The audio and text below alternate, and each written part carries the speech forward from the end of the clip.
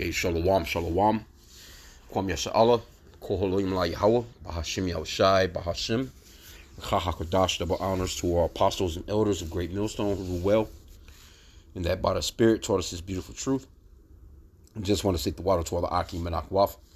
That's out here sincerely keeping the laws, the statutes, and commandments of Yahweh Bahashim Yahushai to the best of their ability. This is Yahchanan Nawaf. Just coming at you with another quick lesson, praying that it's edifying by the Spirit. And this young lady right here that you see on the screen here, another one bites the dust from, having that ability to gad abroad.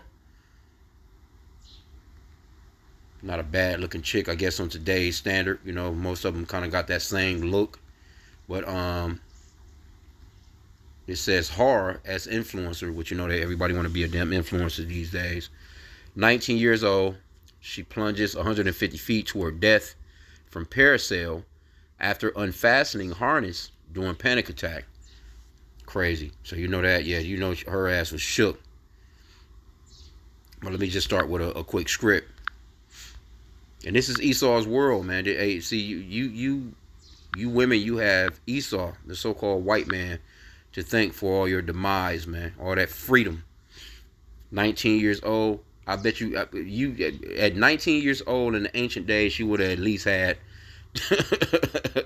about 5 or 6 kids already. These people they're not with no getting married. They're not with no family life, none of that. They just out here just living it up, man. It's all a damn party. Ecclesiasticus 25 and 25 in the Apocrypha 1611 King James Bible.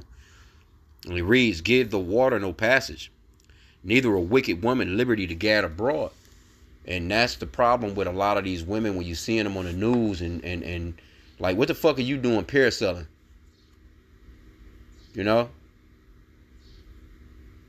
Just out here because Esau done gave them that ability to just have a career, go do what they want to do. I'm holidaying in this country. Women are able to just dress how they want to dress, get as high as they want to get, jump on a damn plane, go to a whole nother country, and post up, go and deal with as many dudes as she want to, come back and get up enough money to do that shit all over again. Anyway, we'll read through some of the articles. So I'm assuming, yeah, that's bugged out right there. It says a teen influencer tragically plunged to her death after she allegedly unlocked her safety belt while parasailing. She was 19, thought to have had a panic attack. Well, yeah, I'm not jumping out of them motherfucking planes, man. And she's, who knows, I'm not sure exactly what she is. She may be an Edomite, though. This is some Edomite type shit. Only those Edomites. That's why the scriptures talks about how Jacob was a plain man and Esau was a cunning hunter, a man of the field. Very adventurous. This motherfucker always doing some adventurous, tempting the Lord type shit. Get her ass out of here. Okay, yep, she was holidaying. What they call it, holidaying. She was somewhere, just out and about, away from her world, influencing. It says her body was retrieved from the water and her ass hit the water and died. She probably couldn't fucking swim. It says her body was retrieved from the water and taken to the marina before the emergency services confirmed her death. The student was holidaying when she fell to her death last week. Authorities are investigating what caused her to frantically unbuckle her belt, remove her legs from the straps, and fall from the seat. And hey, that's that spirit of vengeance. Let's go into that. Same book, Ecclesiasticus, also known as the Book of Sirach, 1611 King James Bible, chapter 39, verse 28. To start there, it says, "There be spirits that are created for vengeance, which in a fury lay on sore strokes. In the time of destruction, they pour out their force and appease the wrath of him that made them." So the Lord has sent a spirit on her to do that. Fire and hail and famine and death, all these were created for vengeance. Teeth of wild beasts and scorpions, serpents and the sword, punishing the wicked to destruction. They shall rejoice in his commandment, and they shall be ready upon earth when need is, and when their time is come, they shall not transgress his word. So that right there ought to give you a healthy reverential fear of the Lord, man. And a lot of people don't have that, because this is scary as shit. That he created spirits of vengeance that they don't go against his command. And that's a cut too to these people that's talking about how Satan just had this fight with the Lord in heaven. He fell to the ground as Lucifer, and he took 1/3 of the angels with all that bullshit. And all the Lord created Satan to do what he does, man. He's not in comparison to the Father, man. The Father created him. So that right there is a cut. It says they shall rejoice in his commandment, and they shall be ready upon earth when need is. So they ready to go. They ready to go when it's time to get down. You know what I'm saying? The Lord give them a commandment and the Lord is not no respecter of persons neither. The Lord don't give a shit about you pretty. You're nah, man. The Lord gets down. Okay, so it goes on to say, it is believed she suffered a panic attack while in the air. An attempt to take her own life has not been ruled out, but loved ones say they do not believe she would do that. Well, no, that bitch was into influencing. Them some of the most prideful people in the world. If she's getting likes, you know what I'm saying, and people thumbing her up and all kinds, they, constantly watching her videos, you know what I'm saying. No, she was enjoying that shit, just vain. The victim had been posting cheerful photos of her holiday in the days leading up to the fall.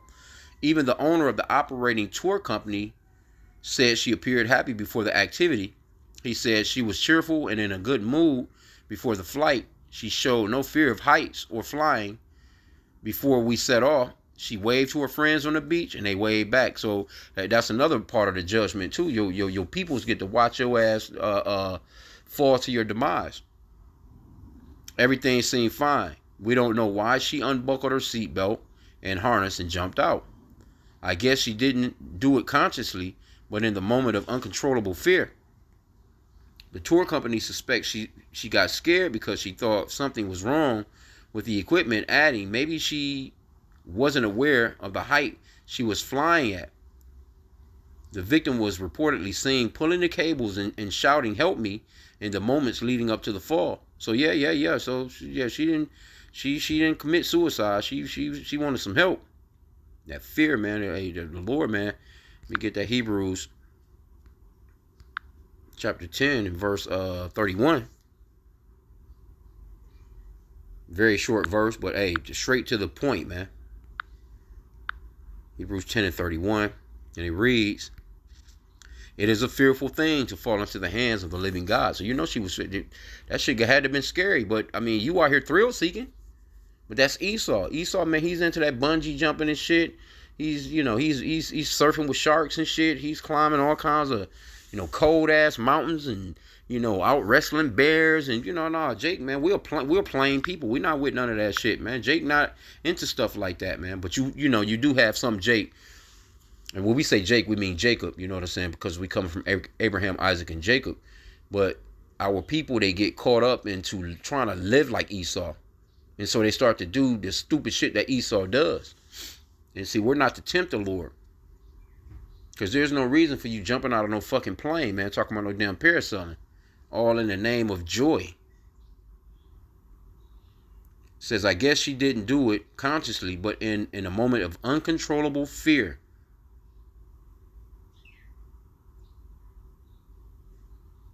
Phew.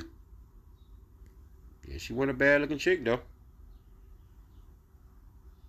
But that's the thing right there. She enjoyed living. I don't think she would have committed no suicide. Not when she got everybody on her heels as far as her, her little apps and shit that she's on.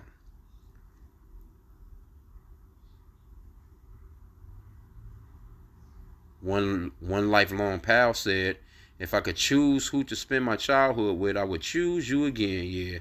Another friend, she was full of life, always smiling. She never cared about what others thought of her. Yeah.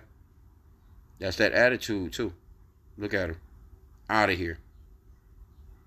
Out of here. The Lord don't care about your little look and your how fine you might think you are and all this other shit. The Lord took her ass right up out of here. Let me just grab some of the basics, man. Deuteronomy 32 and verse 39. And it reads, see now that even I am he, and there is no God with me. I kill and I make alive, I wound and I heal. Neither is there any that can deliver out of my hand. So she was, help, help. Well, it wouldn't have been nothing nobody could have done if the Lord wanted that spirit back. And that's exactly where your spirit goes to. There's no such thing as hell. Because you got some camps that's out here teaching a hell doctrine as if it's somewhere underground where you burn forever. And that's not scriptural. Ecclesiastes, let's get it real quick. Chapter 12, verse 7. It says, then shall the dust return to the earth as it was, and the spirit shall return unto Yahweh who gave it.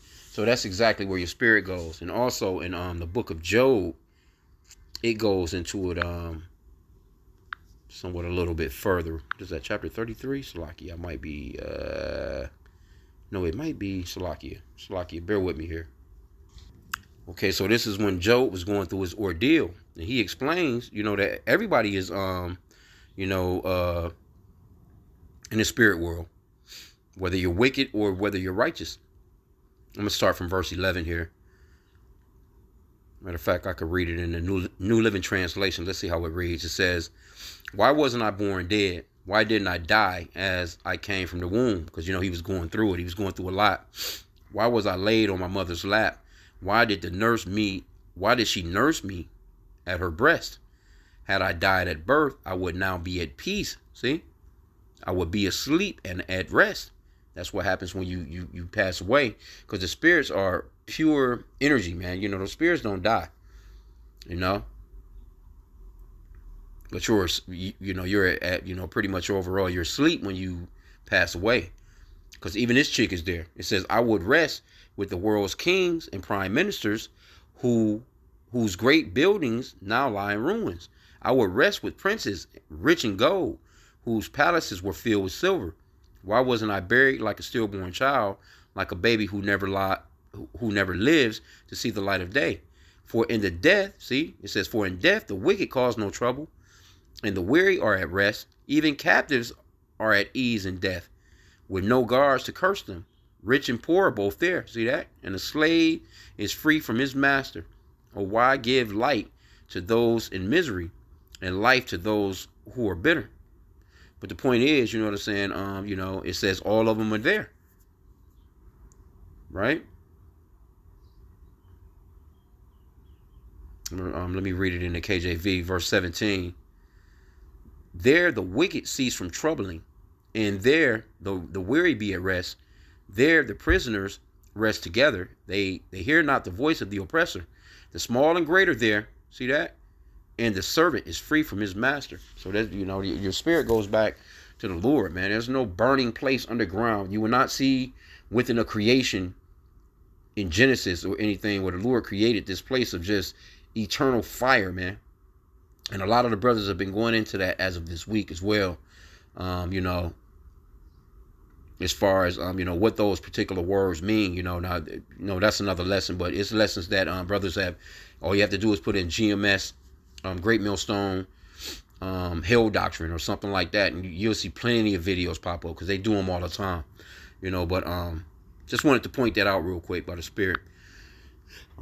Now Isaiah 45:7. It says, I form the light and create darkness. I make peace and create evil. I, the Lord, do all these things. So when these Christians get to telling you about how the Lord just loves everything, he loves everybody, and no matter what you do, the Lord, he's a great judge, man. He's the ultimate judge, and he'll judge you for wickedness.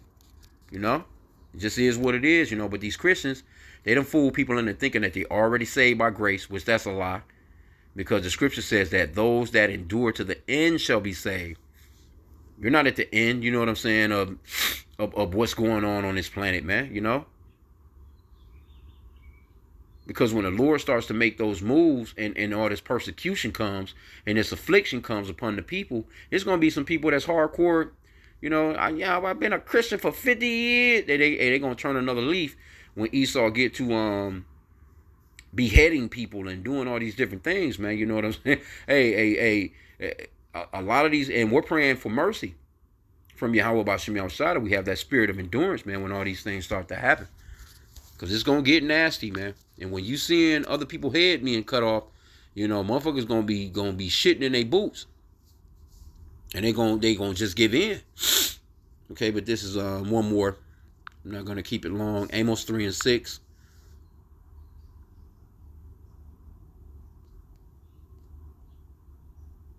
Shall a trumpet be blown in the city, and the people not be afraid? Shall there be evil in a city, and the Lord have not done it?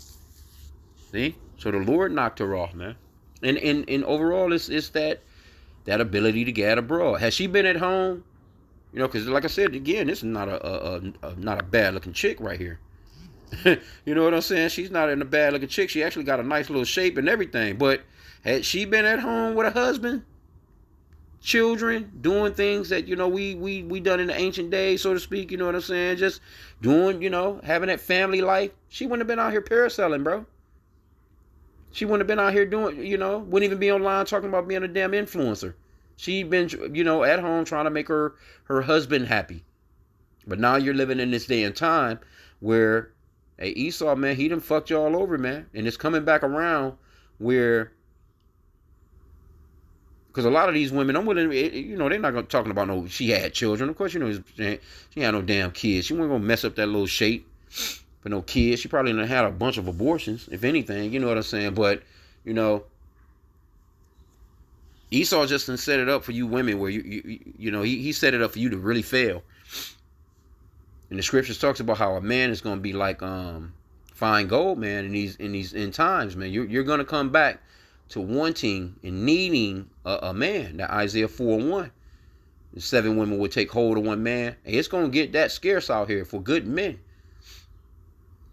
And those men are going to be men of the Lord, Israelites. You know what I'm saying? That know this truth and into these scriptures, man. So, I'm going to end out, man. Hey, another one bites the dust. The Lord don't give a shit about you puckering your lips up. And I can't even look. Because, they do like a GoPro. As far as like the camera, you've seen her ass plunge. And you know what? Hitting water like that could be like hitting damn cement. Depends on how you hit water. They have what they call a back buster. I remember that back in the days when I used to dive and go swimming. I used to like to it was a big thing with us. Pretty much doing like gymnastic type shit off the diving board. But if you hit that water wrong, that water will break your damn bones, man. It could break your neck. It could break your back. And from that particular height, shit, that's a nice height. 150 feet is what they're saying. That's a nice height to hit some water in the wrong way. Because you thinking like, okay, well, damn, she hit the water. Did she drown? No, she probably hit that water in a way where it snapped something. She probably snapped her damn back or her neck or something like that. But anyway, man, I'm going to end out there. Pray that this lesson was edifying. Kwame Yasha Allah and a Baba Ball. Another one bites the dust. Shalom.